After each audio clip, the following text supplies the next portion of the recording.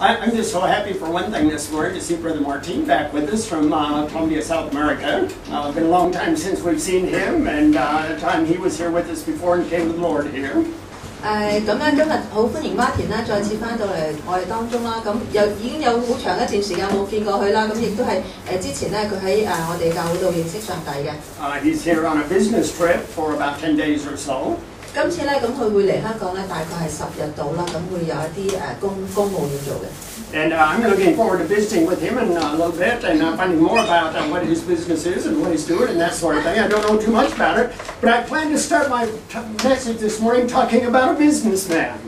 咁樣咧陣間咧，阿 Ken 咧已經等迫不及待咧，晏啲嘅時間有空閒咧，就會再同阿Martin 有啲聚舊啦。咁咧咁講開咧話公務啊，或者係要做生意，咁其實咧今日嘅都會講生意人嘅做生意。Now, can you imagine a businessman who?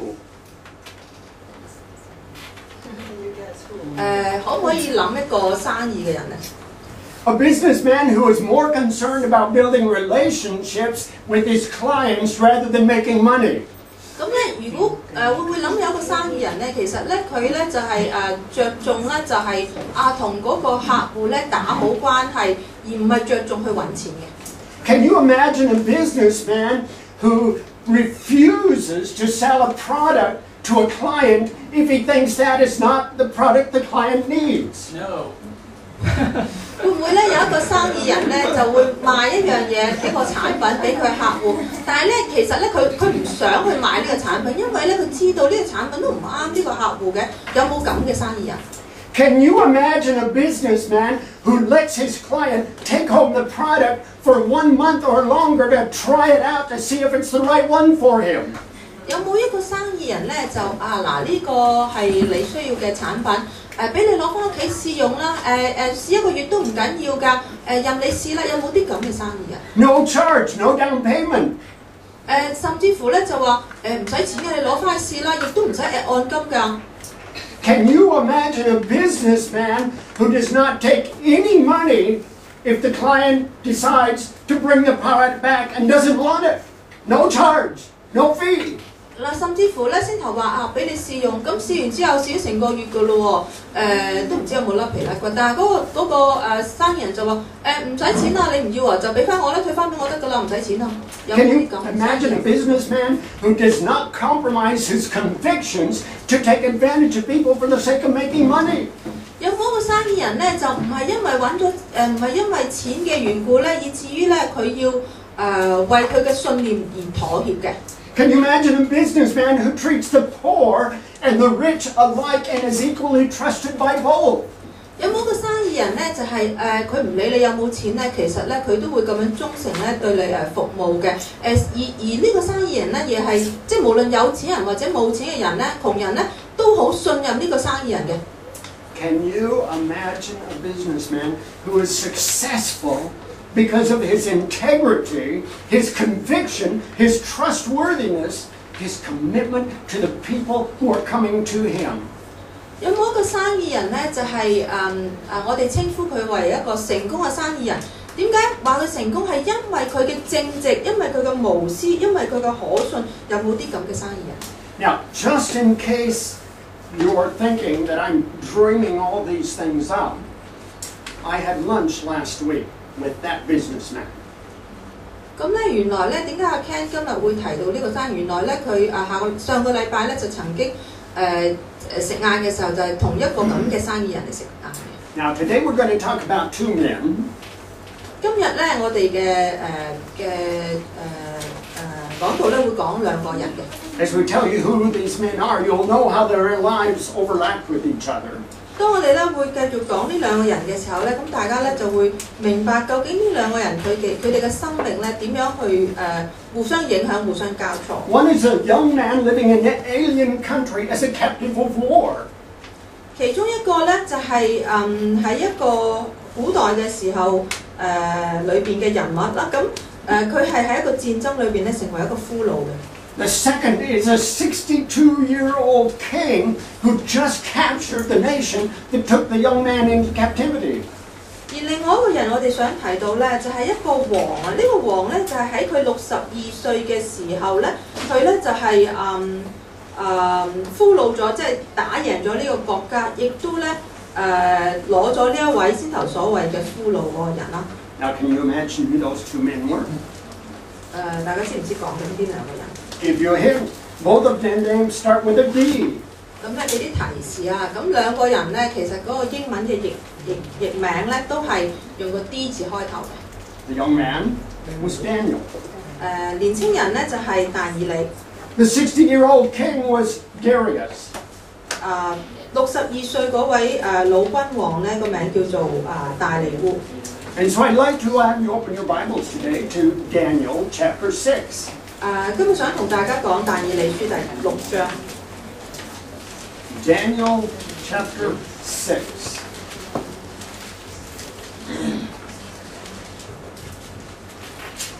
Now, actually, as we look at this story today, we realize that the Jewish people had been taken into captivity by the Babylonians, but the Babylonian kingdom was captured by the Medo-Persian kingdom.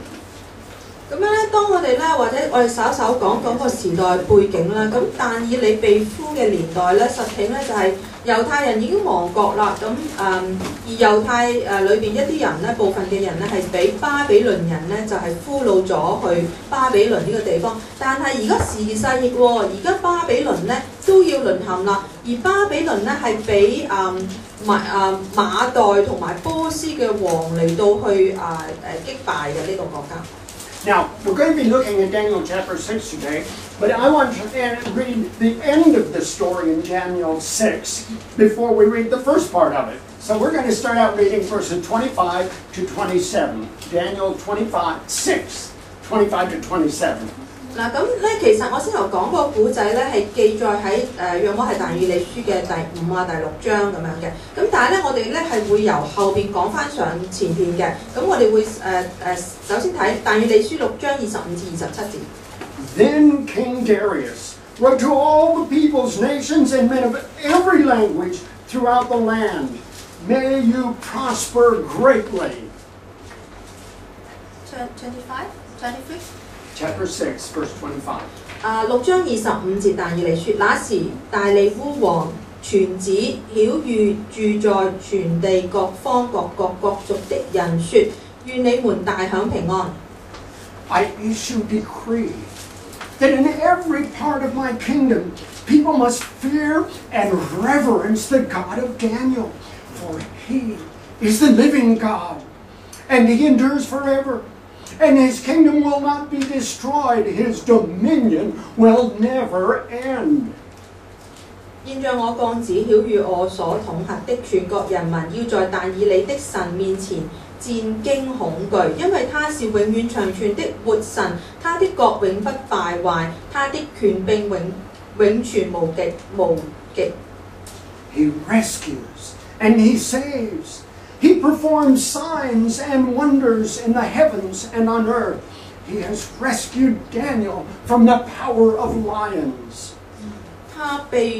他護庇人搭救人，在天上地下施行神蹟奇事，救了但以理脫離獅子的口。Based on King Darius' words, I've entitled my message today, The God Who Rescues. 先頭所讀嘅説話咧，就係呢一位大利烏王所講，就係話佢講緊一個神，嗰個神就係拯救嘅神。Now we want to come back and look at this chapter, a story that I'm sure is very familiar to all of you, and think step by step about the interconnectedness, the relationship between Darius and Daniel. 咁咧，我哋咧就會陣間會倒轉講翻，究竟發生咗一件咩事，以至於呢個大利烏王會講呢番説話。咁亦都咧喺我哋嘅導述裏邊咧，大家咧就會睇到嗰個層次究竟當中上帝嘅作為係點樣嘅。And as we look at this story, we want to see how the events in their lives weave together to make a pattern, a powerful story that we need to be reminded about today. 咁樣咧，我哋睇到咧呢個大利烏王同埋但以理呢個其實冇關係嘅兩個人，但係喺佢哋嘅生命裏邊遇到嘅時候，佢哋點樣嘅作成一個互動，一個佢哋嘅生命點樣去交織咧，成為咧但以理書嘅一啲嘅章節。And as we did that, as I worked on this message this week, I couldn't help but see characteristics in Daniel's life that I had seen in the life of that businessman that I had lunch with earlier this week. 咁咧，當我呢個禮拜咧，我去預備呢一篇講章嘅時候咧，我思想翻但以理嗰個行為啊、生平啊、佢個性格嘅時候咧，咁令我諗起咧我之前所講咧，呢個禮拜有一日咧，我就同一位生意人食晏嘅。Okay, I want to go back to chapter 5, the last verse of chapter 5, and start off to look at who Darius was. 咁樣咧，我哋一開始咧就想同大家睇一睇第5章嘅最後一節，5章30節。Darius was the king, the Mede, who took over and captured the kingdom of Babylon.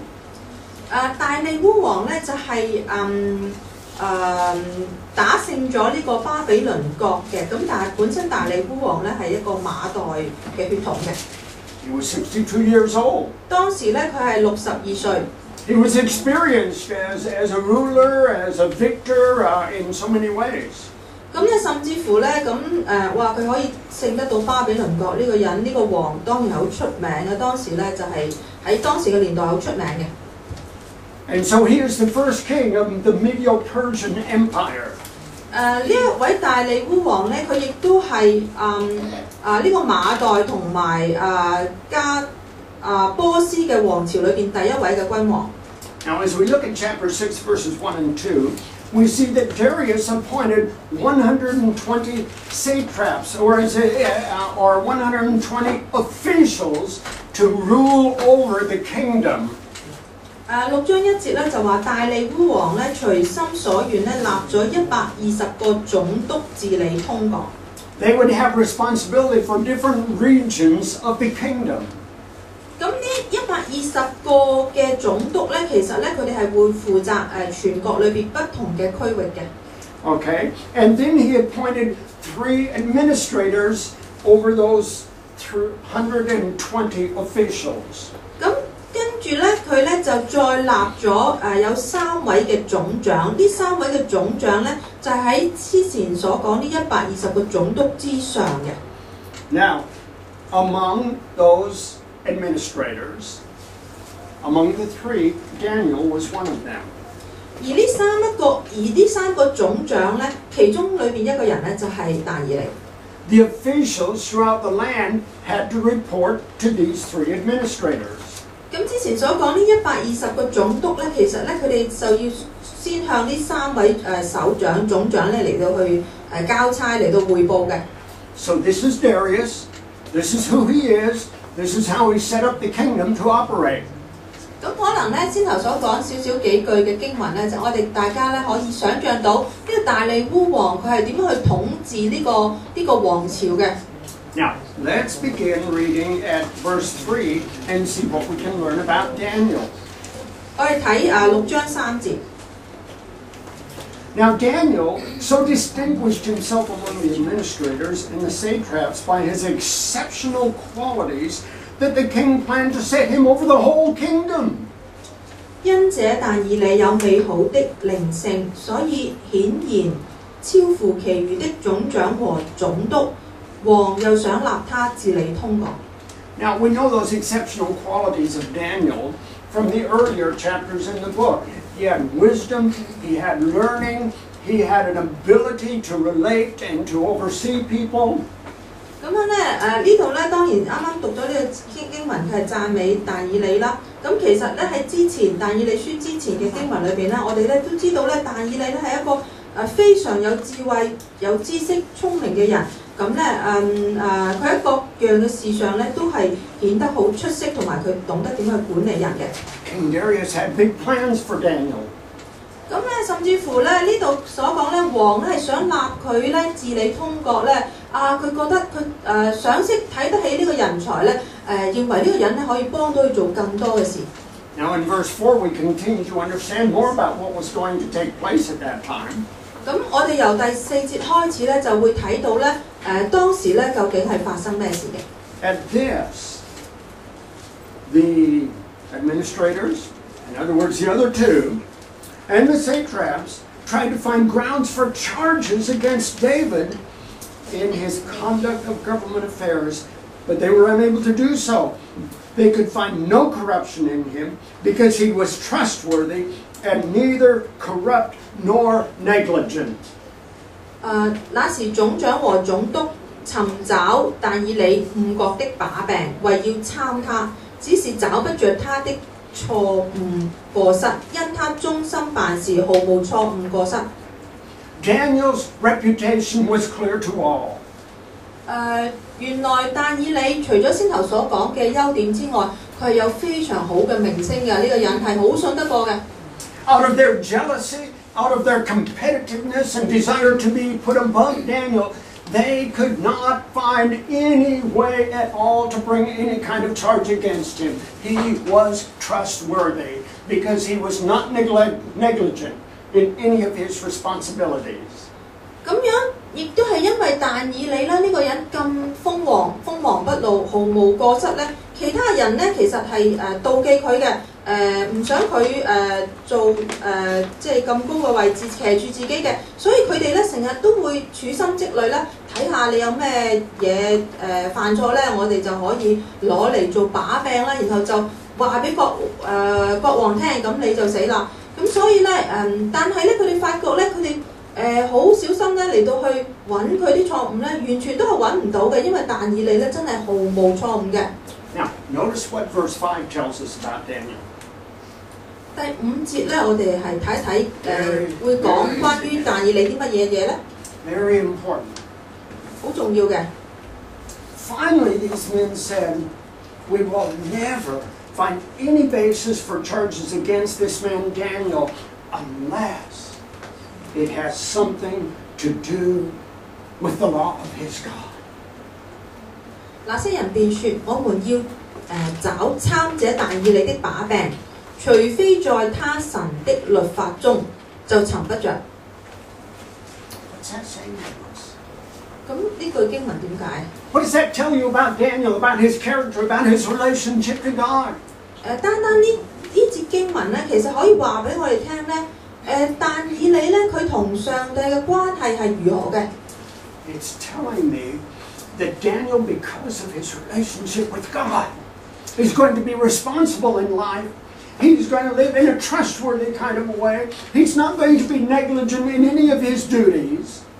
原來咧呢句説話咧話俾我哋聽咧，但以理咧佢個人咧就係非常虔誠嘅一個人嚟㗎，佢好着重佢同上帝嘅關係，佢好着重佢點樣去同即係上帝交差，所以喺佢嘅所行所做嘅事上邊咧係反映到咧佢點解係毫無錯誤過失，因為佢好認真去處理上帝交託俾佢嘅任何一件嘅小事。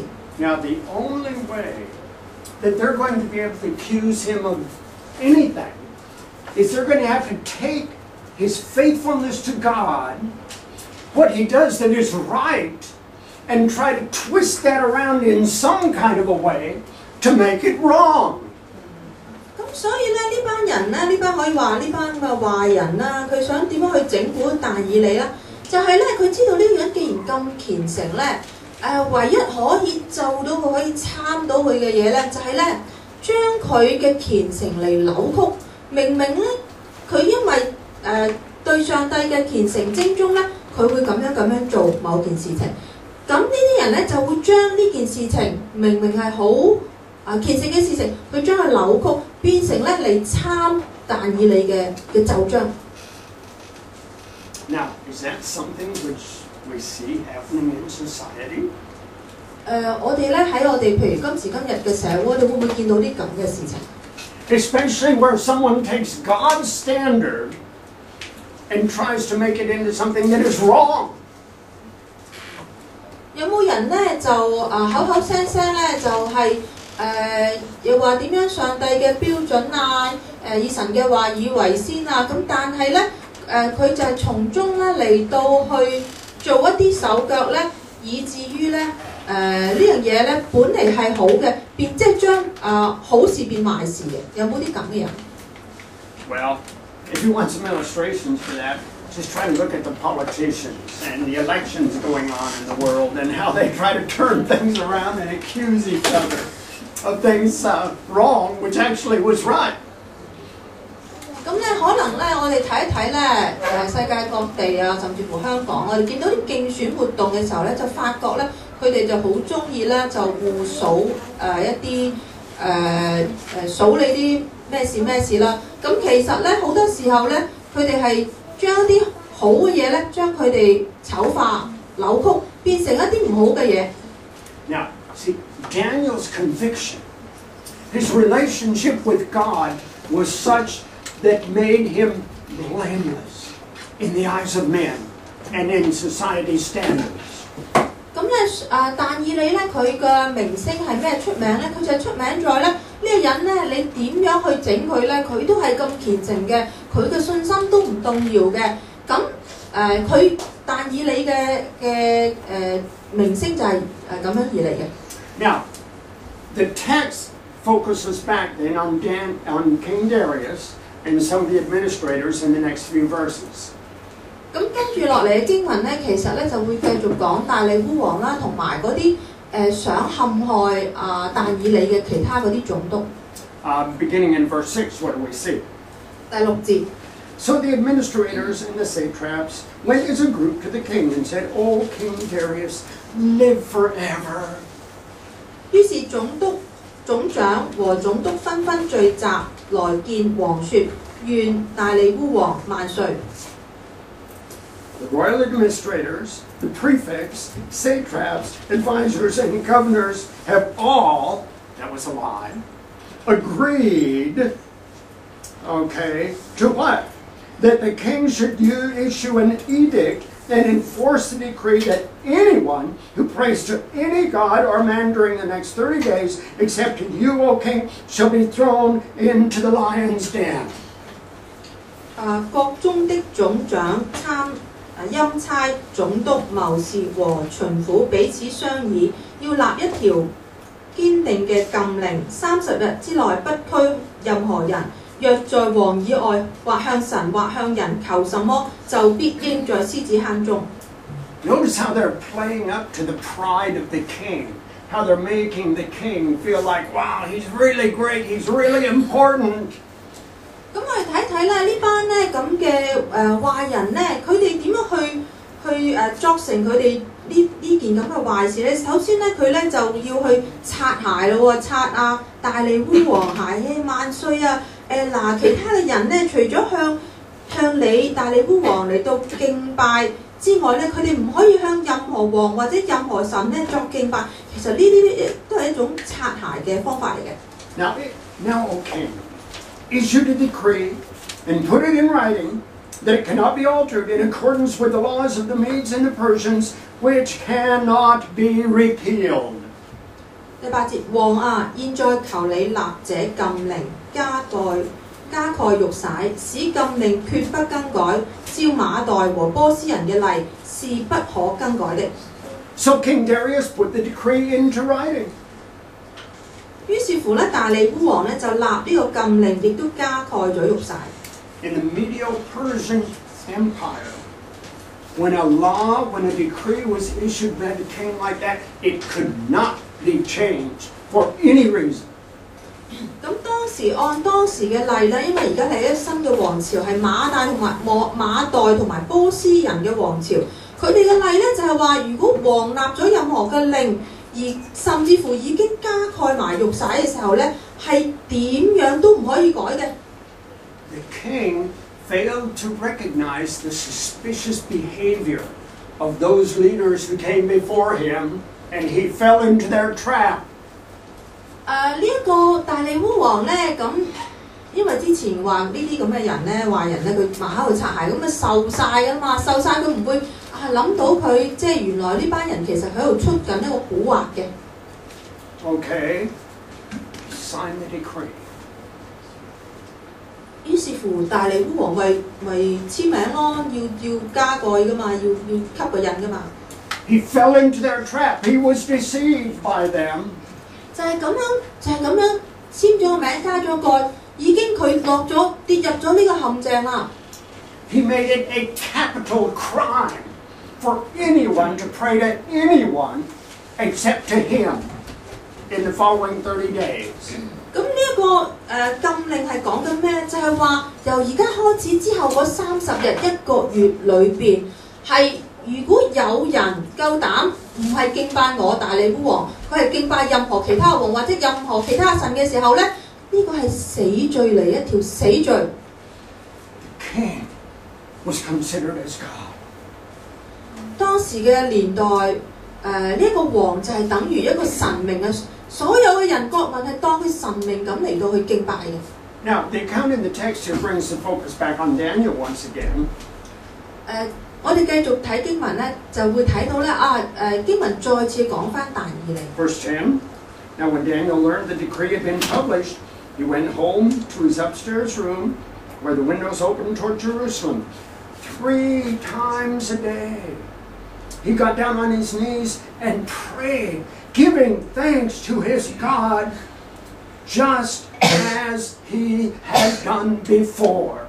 第10節，但以理知道這禁令蓋了玉璽，就到自己家裏，他樓上的窗戶開向耶路撒冷，一日3次雙膝跪在他神面前，禱告感謝，與素常一樣。Just as he had done before. 哇！已經出咗禁令嘅喎，死罪嚟嘅喎，點都唔改得嘅喎。但以理佢就如常一樣，好似素常一樣，做佢平日日日都做嘅事。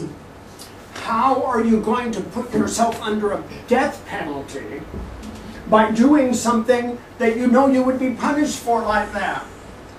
但以理佢係總督嚟嘅喎，出咗呢個禁令加蓋咗玉璽，佢冇理由唔知嘅喎，呢個係死罪死刑嚟嘅喎。佢明知道呢個死刑，佢繼續去做佢每日都做嘅事情。If we were in Daniel's shoes, would we have done that? 如果我哋試下着下但以理嗰隻鞋，我哋試下想像我哋身處其中，當咗我哋自己就係但以理，我哋會唔會咁樣做咧 The same room, the same room, 相同嘅房間， the same window, 又係有個咁嘅窗， the same number of times every day. 每日仲要指明呢個每日都係3次祈禱嘅，冇變嘅。Okay? Or would we have thought, oh, well, today maybe I'll close my window. No, maybe today I'll go into a different room. 會唔會 I'm still praying. God will still know my heart. 會唔會咧？我哋稍微改動，但係今日咧，不如閂咗個窗，唔好咁張揚。或者今日咧，我哋明知有人想試我哋，唔好用呢間房，去個第二間房，等佢唔知我邊間房。或者咧，我哋我心祈禱得啦，唔使做出嚟嘅，人哋上帝知道我祈禱嘅，我點祈佢都明嘅。But in Daniel's worldview, he knew without a question who God was. And he knew what it meant to be faithful to God in every aspect of his life, no matter what kind of a problem it might cause you to encounter. 但係喺但以理嘅心中，因為但以理嘅信心係無敵嘅，佢知道上帝嘅能力，佢嘅信心唔係因為呢一個咁嘅死刑而到有所動搖，佢繼續如常嘅勇敢嘅聖經所講嘅呢個毫無瑕疵喺神眼中毫無瑕疵嘅但以理，佢繼續如常嘅過佢敬虔嘅生活。We see Daniel's faith and his basic core values. 呢件事咧，令到我哋可以更深嘅明白但以理佢個人佢嗰個核心價值，呢個人究竟係一個點嘅人。His conviction and his behavior would not be changed by seeking the favor of others. 我哋從呢件事咧睇到但以理嘅信心，因為我哋睇到個行為，有冇一個基督徒佢可以有咁大嘅勇敢、咁嘅勇氣嚟到去繼續堅持去過佢認為咁樣係敬虔嘅生活。He would not compromise his convictions, no matter what it cost him personally. 無論當時嘅情況環境係幾咁惡劣，係幾咁唔容許佢咁樣做，但係但以理佢絕不低頭，絕不妥協，絕不讓步。He would not put his hope in anyone other than God alone. 但以理當然佢做呢啲事情嘅時候，佢可能我覺得佢可能都會有驚怕。佢究竟佢依賴佢盼望係盼望喺邊度？佢唔係盼望喺王，佢唔係盼望喺其他人，佢嘅盼望係單單喺我哋嘅上帝嘅手裏邊。Now the text focuses back on Darius once again. 再睇經文咧，再講大利烏王。Oh, the administrators saw what Daniel was doing, and you know what they did just immediately.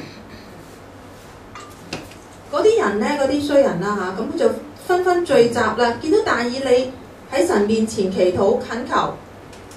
Oh, king, didn't you make this decree that anyone prays to anyone but you the next 30 days would be cast in the lion's den?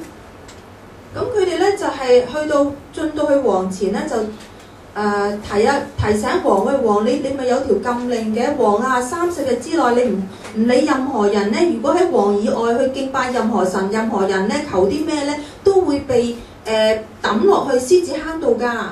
The king still does not see the suspicious behavior that they are engaging in by talking to him that way.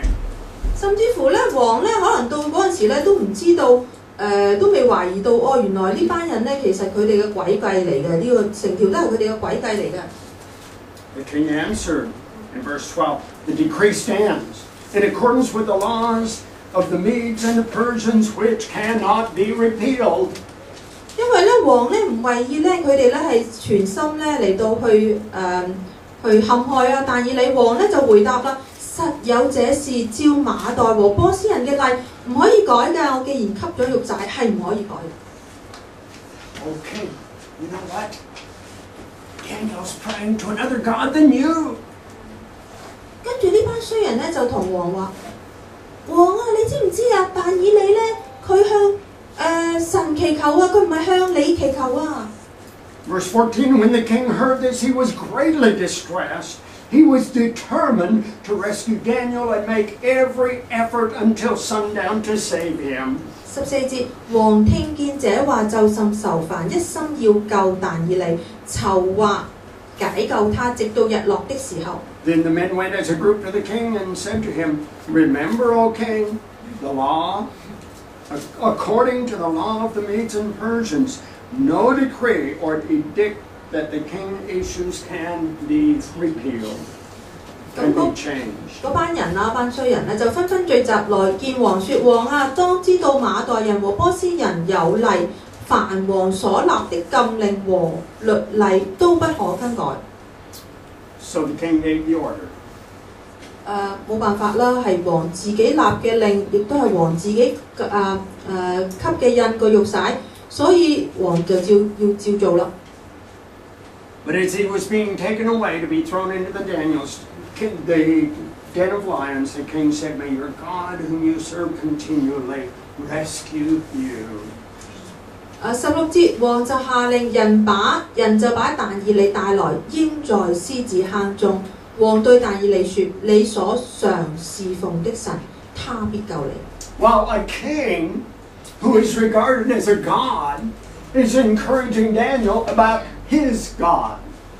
咁喺呢句説話咧，我哋睇到咧，雖然咧就係嗰啲人咧當呢個大利烏王咧係當奉佢為神明嘅，但係呢個大利烏王咧，佢當時咧係去鼓勵但以理，你唔好怕，你咪有一個常侍奉嘅神嘅，你求佢等佢救你啦。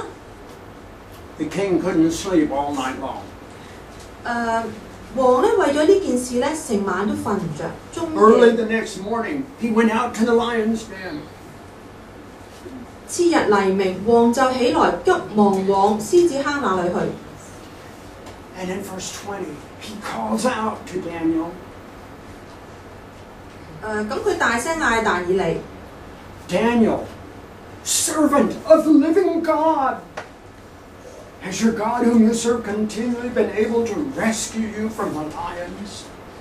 臨近坑邊哀聲呼叫但以理，對但以理說：永生神的僕人但以理啊，你所常侍奉的神能夠你脱離獅子嗎？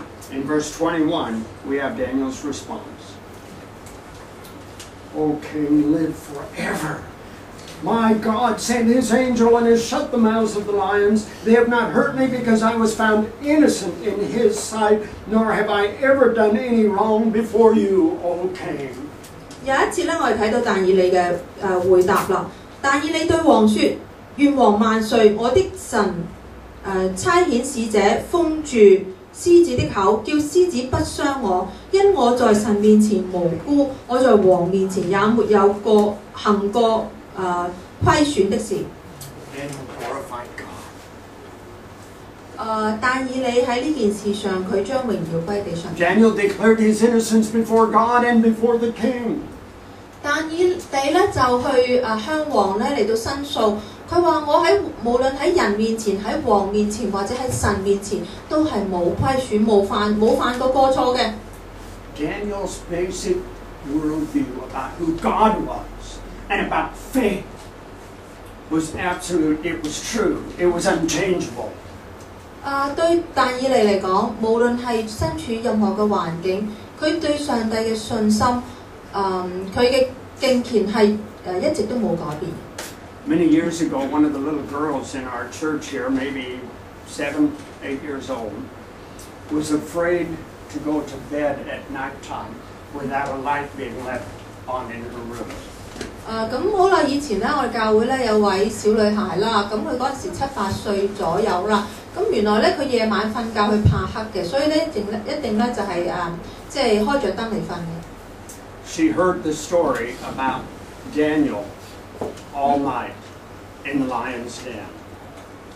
咁咧佢咧就係聽咗呢個古仔啦，就話但以理咧成晚都俾人掟咗入嗰個獅子坑嗰度。After that, she didn't need light on in the room anymore because she knew if God could be with Daniel through the night in a lion's den. She didn't have to worry about being in her own home, in her own room. 咁當佢咧聽過呢個但以理，哇！但以理成晚喺個獅子坑裏邊有獅子，佢都唔驚呢個咁嘅古仔之後咧，佢覺得咧佢都唔需要喺嗰個房嗰度咧開着佢嗰盞燈，因為但以理喺獅子坑有獅子都唔驚，咁喺翻自己間屋度使乜驚啊？有上帝保護佢。Darius then issued a decree that was to go out to every part of the kingdom that people must fear and reverence the God of Daniel.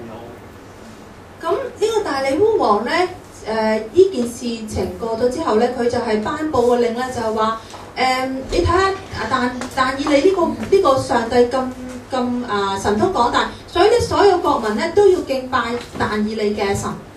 He's the living God whose kingdom endures forever. 因為佢就係永遠長存嘅活神，佢嘅國度係永不敗壞。He's the God who rescues and saves people even from a lion's den. 佢護庇人、搭救人，喺天上地下施行神蹟奇事，佢就係救咗但以理脱離獅子嘅口嗰一位神。Faith doesn't make sense to the world. 對呢個世界嚟講咧，如果你話我有信心喎，我信仰喎，或者我嘅基督教嘅嗰個咁嘅宗旨咧，可能咧係冇任何意義嘅對呢個世界嚟講。Many people would probably laugh at the businessman that I told you about earlier. 先頭咧喺講道之初咧，我提到一個生意人咧，如果以佢咁樣嘅做生意嘅方法咧，一般人聽到咧都簡直笑啦。But many of Hong Kong's richest men and their families are his clients. 但係原來咧喺香港裏邊咧，好多有錢人咧，其實咧都係相信呢個生意人，甚至乎係同呢個生意人做緊生意嘅。Is our faith and commitment to God as strong as the commitment of that man to his principles? 或者我哋唔好講到但以理咁神通廣大，我哋講一講嗰個生意人，佢就係抱住呢啲咁嘅宗旨，佢去嚟到做生意。我哋基督徒，我哋有冇咁嘅信念？我哋有冇咁嘅信心嚟到去持守聖經所教導我哋嘅價值觀呢？ Daniel's conviction was vindicated by God's action of protecting him and rescuing him.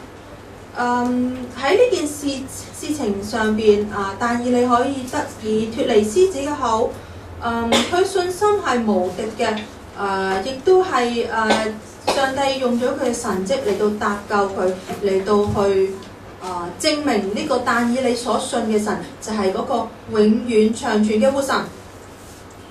Does our belief and trust in God change our lives more, or does our business and other relationships change and affect our lives more?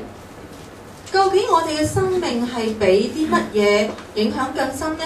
係俾我哋嘅信仰，我哋領受從聖經而嚟嘅教導影響深咯，還是係俾我哋對我哋嘅生活嘅要求啦，對我哋工作嘅要求啦，對我哋嘅俗世嘅一啲嘅物質嘅要求影響得深呢？ Daniel knew the power of the principle based on a worldview that puts God at the center of everything and faithfulness to that principle. 但以理咧，佢都有佢嗰個時代背景，佢都有佢嗰個當時嘅價值嘅觀念。嗰啲人通常都係虛言附勢，點樣去擦嗰個君王嘅鞋。但以理點樣喺當中裏邊依然持守佢嘅信念，佢嘅從神嘅話語所領受嘅對生命嘅嗰套嘅價值觀呢？ Daniel, Darius. 兩個名字嘅英文嘅譯音都係由個 D 字開始嘅，一個就係但以理，一個就係大尼烏王。Who are you? 我哋係邊一個呢？ What's your name? 我哋嘅名字係咩呢？ What's your view of the world and of God? 我哋嘅觀念係點嘅咧？我哋對神嘅嗰個信心係如何嘅咧？ What's the person around you in your life that's going to affect your relationship and actions, your work? 我哋身邊嘅人同埋事同埋物係點樣去影響我哋對生命嘅價值觀，或者點樣去影響我哋嘅信仰咧？ Where are you and I going to stand day by day? 我哋過我哋唔同嘅日子，我哋遇到唔同嘅事情嘅時候，我哋會點樣去嚟到去應付咧？ Life is not under our control unless it's in the sense that we choose to put God at the very center. 生命咧好多事情咧唔係我哋可以掌管，唔係我哋可以控制管轄嘅，除非我哋將我哋嘅中心邀請我哋嘅上帝成為我哋嘅生命嘅核心，我哋中心由佢嚟幫我哋去掌管。Daniel and Darius, two people. Daniel, a young captive in a foreign land. Darius, a victorious king. 但以理、大尼夫兩個唔同嘅名字，但係交織埋喺同一個時空裏邊。但以理係一個好年輕嘅時候就被俘虜咗去巴比倫嘅王國，跟住侍奉唔同嘅王朝，直到大尼烏王62歲嘅時候打敗咗呢個巴比倫國，成為咗呢個波斯王朝嘅第一個嘅君王。What would be the chances of Daniel changing the whole worldview of Darius? 以呢個咁嘅被俘嘅一個宮廷裏邊一個總督但以理，佢點樣以佢嘅生命、佢嘅行為嚟到去改變呢一個一代嘅君王波斯國嘅第一個王朝嘅大利烏王，佢點樣去改變佢對生命嘅睇法？ Could you and I begin? 有冇喺一啲事情上邊，我哋可以堅持好似但以理咁樣去堅持呢？